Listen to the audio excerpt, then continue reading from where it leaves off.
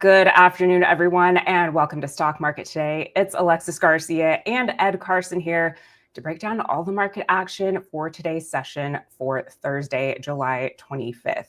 You know, Ed, we got to stop meeting like this. At least when let's have a full broad-based rally. We're going to see each other a lot. Right. Well, we had a little bit of back and forth today. Small caps had a pretty good day, but what do you have on tap for us today? I want to take a look at Nvidia, which is just so key to the market, as well as ServiceNow and TechnipFMC, which we moved into buy areas. All right, we'll take a look at those, but first let's check on in with the major indexes. Like we said, a little bit of back and forth today, but the Nasdaq closing down about 0.9%. The S&P finished lower about 0.5%. And the Dow leading the comeback up about 0.2%. And again, small caps winning the day up 1.5%. So Ed, let's dive in and take a closer look at the Nasdaq. Trying to claw back those losses today, but still finishing in the lower half of that range and really now below this moving average, 50-day moving average. Yeah, it was disappointing. There was a sell-off, and there was an upside reversal for a while, seeing the Nasdaq and the S&P. But yeah, the Nasdaq hit resistance right at the 50-day line. It's a little disappointing. I mean, we'll talk about things. There's concerns about AI spending. We saw Google sell off in the afternoon because it's facing a new rival, and it's just a tough situation here. I mean, we don't know. The bulls tried to fight, but you know, rallying for a couple hours isn't the same as having a sustained multi-week, multi-month run. You know, this needs. It's unclear if we're going to bounce back. We got a lot of big earnings coming up. We have another inflation report. That, you know, we had some data today that wasn't that favorable, and the market seemed to shrug it off or not react to it too much. But the Nasdaq and S&P and techs definitely showing some weakness. All right, well, let's take a look at the S&P 500 then. And as you mentioned, Ed, a lot of big earnings coming up next week. We've got Apple, Amazon, Microsoft, and there's one more in there, Meta. There's a lot next week. But again, kind of same action with the S&P 500 closing near the lower end of that range and now decidedly below that 50-day line. Yeah, it was looking really good for a while there. It was, you know, nice move there. It was, you know, starting to move up toward that 5,500 level, getting near the 21-day line, and just couldn't hold it. There was, you know, wherever it was, things came off their highs for whatever reason. And yeah, so now, can this fight back? Again, this pullback isn't that much of a surprise, but it's sort of like saying that it's normal. It's not necessarily that wrong, but it's like being out there when it's, you know, really rainy and cold, you know, in the middle of winter. It's like, this is normal, but normal doesn't always have to mean, you know, fun to actually try to be involved in. Right. Well, let's take a look at the cues here. And again, tech's really selling off the last couple of days. That continues today, that down about 1%. And what are your thoughts here, Ed? Well, just like the Nasdaq, it's just you know, the big techs especially are really getting hit hard, and that needs to recover. Now it's coming down to sort of like this prior area around 450, which is basically the top of a prior consolidation. Maybe it'll wipe all that out. You know, maybe it'll do that, and it doesn't have to stop there. Just like it didn't stop at the 50-day line, it doesn't have to stop at these areas where you think, well, maybe it'll stop.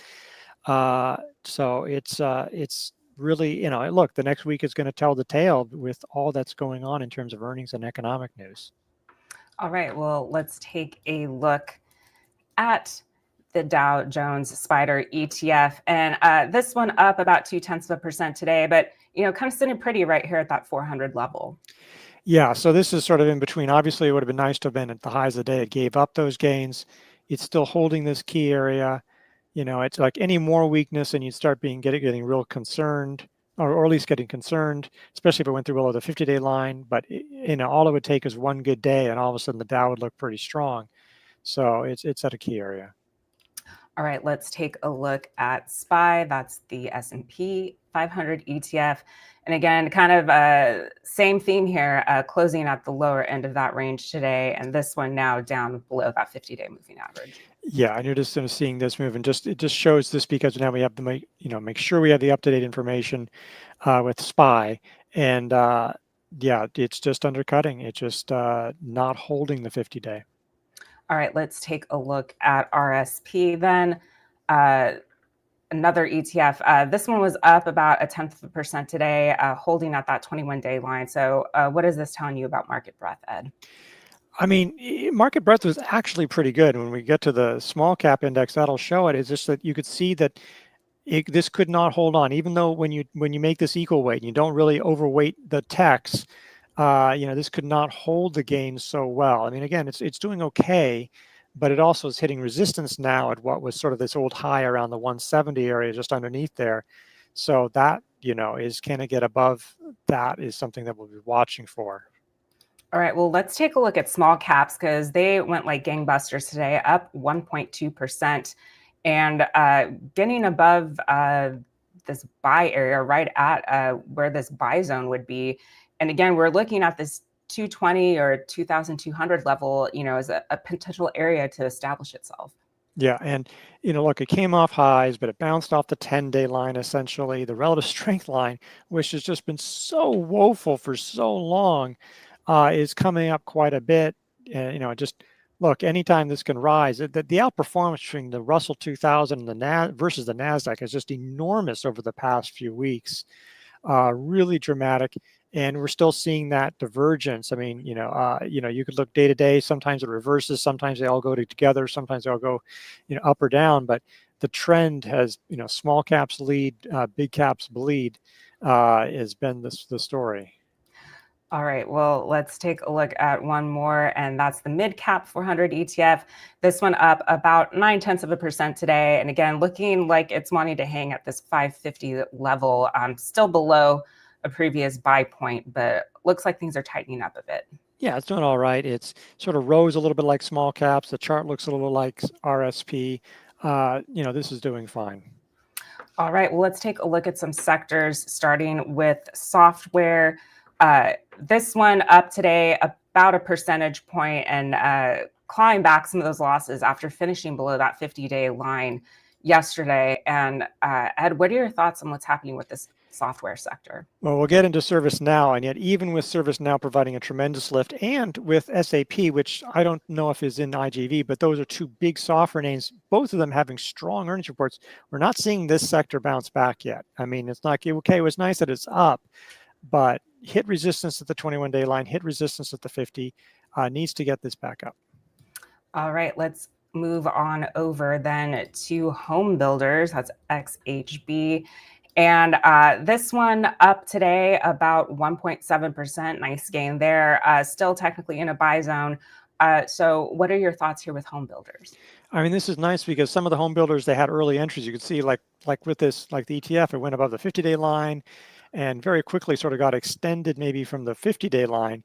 Now it's pausing, the 50-day line is catching up. So there may be some new opportunities. And there's a few home builders and related firms that didn't quite break out.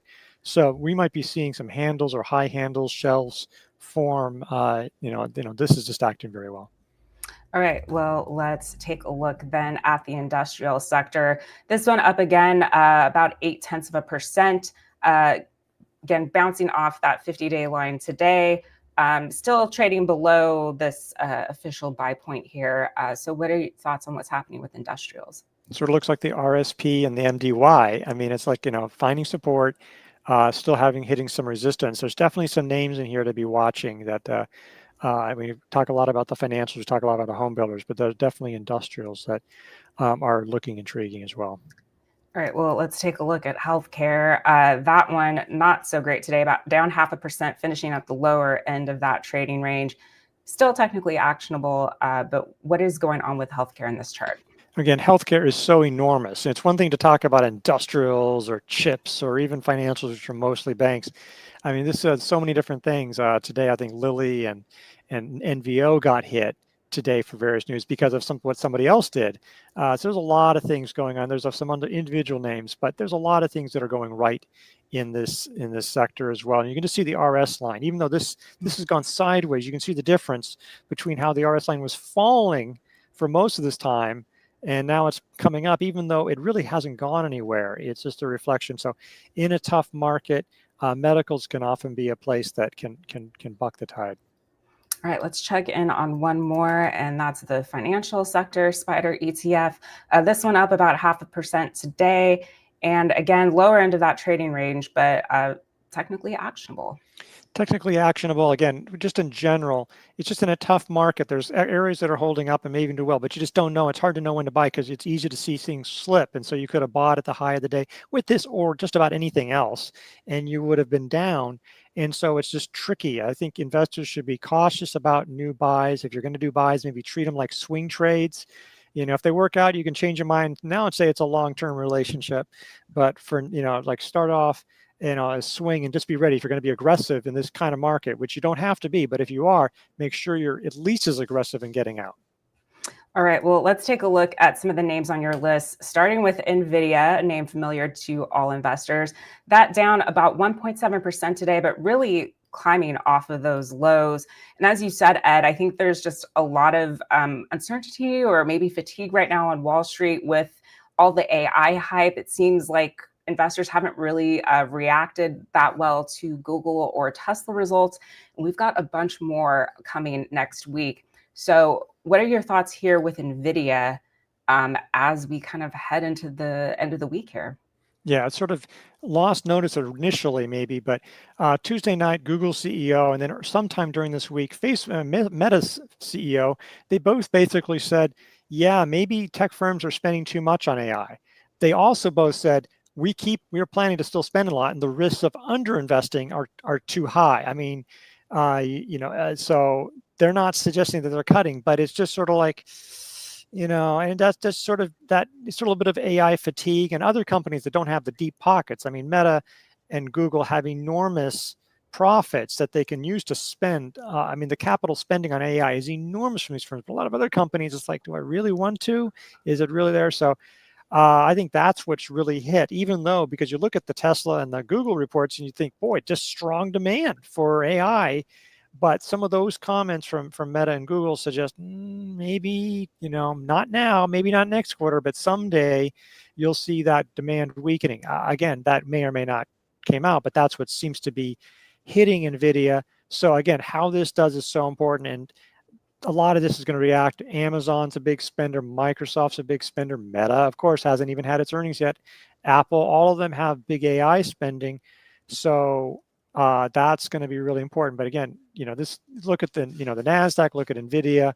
It's fairly similar. Both of them sort of struggling below the 50-day line. So if the Nasdaq is going to battle back and needs Nvidia to be doing, at least participating on the upside. All right, well, let's hop on over to ServiceNow. They reported earnings today, looking good. EPS up about 32%, sales up 22%. This one jumping on that positive report, 13.4%, and breaking out from an 815.32 buy point. Yeah, so this was really powerful. I mean, it actually is interesting. When it got up to about 806, which also could have been used as a buy point, it then sold off. Now, what happened is that an analyst said, yeah, I don't know if they're going to come up with any money off of AI really in the second half. And that was basically the gist of it. Obviously, the report and their guidance, they did raise their full year guidance just a smidge, allayed some of those fears. And so we saw this gap up all the way from below the 50-day line, all the way from a 1 month low, just surging higher.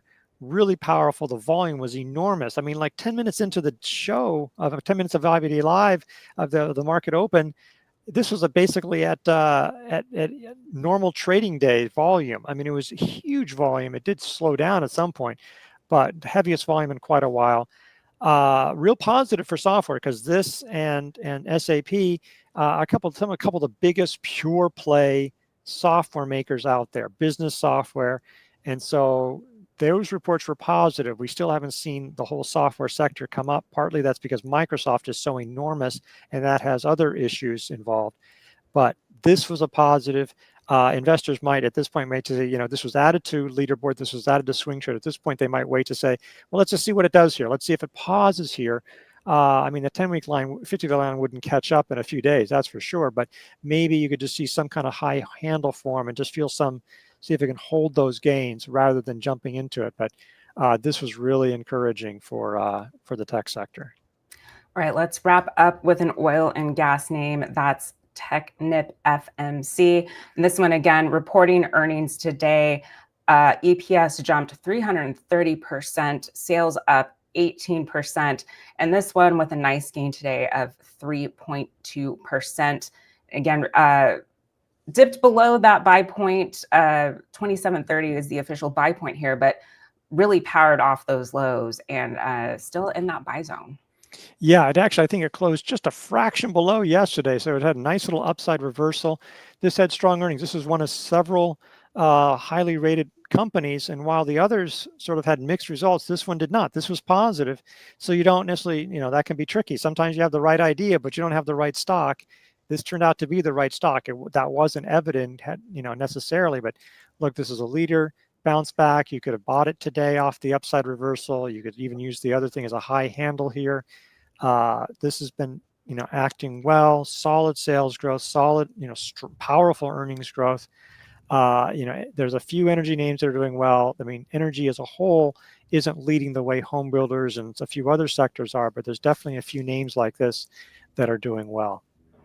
All right, Ed. Well, thank you so much for your insights. And that's it for today. We'll be back with more market analysis tomorrow morning, starting with IBD Live. You can head on over to investors.com/IBD Live for all the details there.